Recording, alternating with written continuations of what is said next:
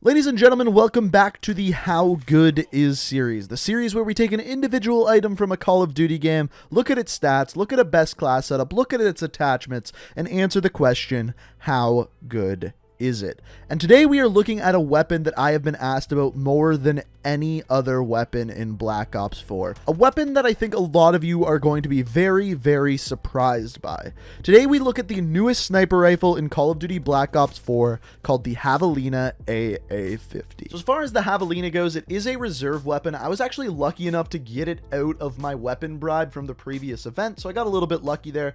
I've been using it quite a bit, and I'm no Pomage or Sprat or anything like that, but I can definitely hold my own with this weapon, and I think once we dive into the stats, you guys are going to be pretty shocked at how ridiculous this weapon is. But I'm going to shut up, and let's dive into the stats and answer the question, how good is the Havelina AA50? So the first thing we always start off with is the damage profile, and as far as the damage goes for the Havelina, you're going to deal 140 damage every single time, no matter the range, but it depends on where you hit the body. If you hit the body in the damage multiplier, it's going to deal 196 damage, or if you hit someone in the head, it will always kill them no matter what, even if they have 200 health. However, let's look at the multipliers because that's what really matters. So first things first, with no high caliber whatsoever, your one-shot kill area is going to be from the nipples and up and the inside of the shoulders. It's a rather small area, but it's still a decent one-shot kill area that you can definitely hit a good percentage of the time. Now, where this gun really gets good is with high caliber 1. When you put high caliber 1 on, that zone expands exponentially. It goes all the way down to the belly button and includes most of the arms up until about halfway up the forearm, almost as if someone was wearing like a 3/4 sleeve baseball shirt. Now, if you're using high caliber 2, that zone is once again going to expand, but not nearly as much. Basically, the only extra area you're actually going to get is that arm damage is going to extend all the way down to include the entire hand. The chest damage stays the same at that belly button, no different than if you're using high caliber 1.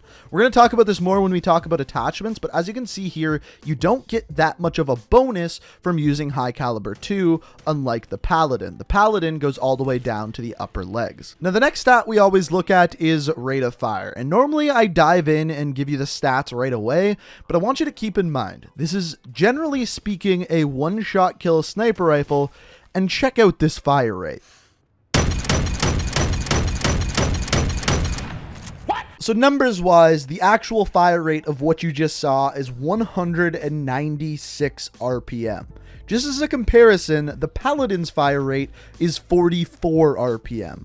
So that means the Havelina over quadruples the fire rate of the Paladin. That is absolutely ridiculous. So after this, we have magazine size, and as far as the mag for the Havelina, it is 6 rounds, which compared to the other snipers, the Paladin is 5, and the Koshka is 6, so the same as the Koshka for the Havelina. And if you decide to use extended mags, that's going to bump up to 9 rounds. Now, where things get weird is with the reload time, because the way that this gun reloads is you put 1 bullet at a time into the weapon, and the way that the reload speed works is for the first bullet you put in, it's going to take 1.35 seconds, and then every bullet after that is going to be 0.75 seconds. What this equates to is about 5.1 seconds if you're going to reload an entire magazine, which is an incredibly long time. And this is really the downfall of this weapon. It has a really long reload speed. So you got to pay attention to when there's no people around you. That is when you're going to want to reload. Now, the flip side of this is you can use an attachment called Speed Loader, which changes the way that the gun actually loads. Instead of individually putting in bullets, you actually put in an entire magazine. This magazine actually reloads in 2.25 seconds, so less than half of that if you're not using the speed loader. But that being said, even though it's 2.25 seconds and that's much faster, it's still slow compared to the other fast mags on the other snipers in this game. Similarly, we see the same kind of thing when we look at aim down sights and sprint out time. So the aim down sights is actually really slow at 400 milliseconds. That's the slowest out of any of the sniper rifles. And then the sprint out is really fast at 250 milliseconds. So there's a really odd mismatch there, but it makes it so that no-scoping someone who's running at you is relatively easy because you have that fast fire rate and a quick sprint out time. So basically the way to look at these stats is it has a really good damage profile, a ridiculous fire rate, and then kind of a bad reload speed and aim down sights time. However, that fire rate really makes up for those two bad stats. Now, let's next move into the attachments that are available for this weapon. So starting off with the optics, we have your holographic, iron sights, dual zoom, recon, and finally the threat detector. Of course, you also just have your regular sniper scope as well. As far as these go, the only one I really like is the normal sniper scope, but it is fun to use this thing with iron sights or even just a recon because it has that fast fire rate and you can use it almost a bit more like a marksman rifle that often gets a one-shot kill. Now, on top of this, the actual attachments, we've got high caliber 1 and 2. These are pretty necessary. I don't think you need high caliber 2, but high caliber 1 really helps this weapon out. Grip, stabilizer, which as you can see on screen here, this is the amount of idle sway without the stabilizer, and then this is the amount of idle sway with the stabilizer, so a pretty big difference there. Then you got extended mags, which I don't really think is a good attachment, because as far as extended mags go, it brings that mag size to 9, and as far as that mag size goes, it's just going to take you even longer to reload than 5.1 seconds, so I think a much better attachment is the speed loader, which almost halves that reload speed. And then after that, you got FMJ and stock. So really there is only one downside to these attachments. First of all, you don't need rapid fire. The fire rate on this thing is already more than good enough, but the one that's missing is quick draw.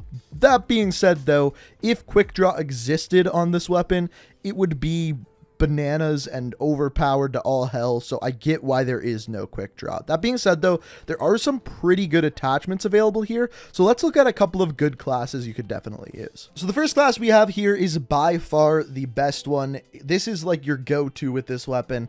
What I'm using is high caliber 1, because with high caliber 1 you get that bigger area that you can hit and get a one-shot kill, and I don't find high caliber 2 necessary because like we talked about before, it really only makes a difference in the hands of the enemy player.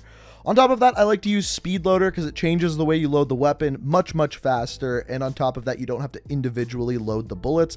And then I also use stabilizer just to reduce that idle sway. It makes it a little bit easier for me to snipe people. I don't have to be holding my breath all the time, and that's a big bonus to me. Now, I had one extra slot, so I am using the strafe. I don't think it's necessary, but it is good for those situations where you do run out of bullets. That does happen, and it is a long reload time, so that's kind of why the strafe's there. On top of that, I'm using stim shot. That's what I always use. It's pretty overpowered in this game. And then after that, I always use engineer, gung-ho, dead silence. That's no different than any of my other classes. You guys should be used to that by now.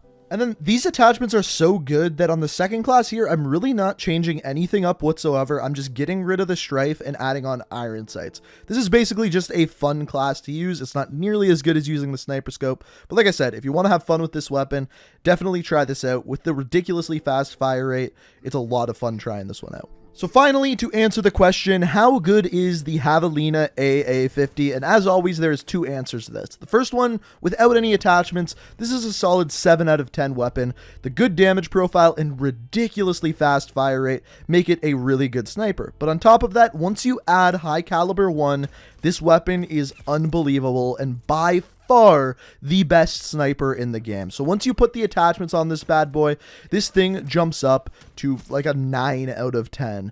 The only downsides to this weapon is it has a little bit slower of a reload time, but that's kind of counteracted once you put that speed loader on, and it has a slower aim down sights time. The only downside and the only reason why this isn't a 10 out of 10 with attachments is there's no quick draw attachment available. If there was quick draw, this thing would be 10 out of 10. But like I said, by far the best sniper in the game. I would say it's pretty overpowered, and as far as is it pay to win, I gotta say, this weapon is pretty much pay to win. But ladies and gentlemen, that is the answer to the question, how good is the Havelina? Let me know down in the comments if you've used it at all, if you were lucky enough to get it out of reserves, and on top of that, if you did, let me know what you think of it down in the comments. Also, if you enjoyed the video, I'd love it if you could hit that like rating. It does help with the channel a lot, and it's always very greatly appreciated. And if you like what you see here and want to stay up to date on all my videos, the best way to do so is make sure you hit that subscribe button, make sure you have notifications turned on, and as always guys, I hope you enjoyed the video, and until next time, peace out.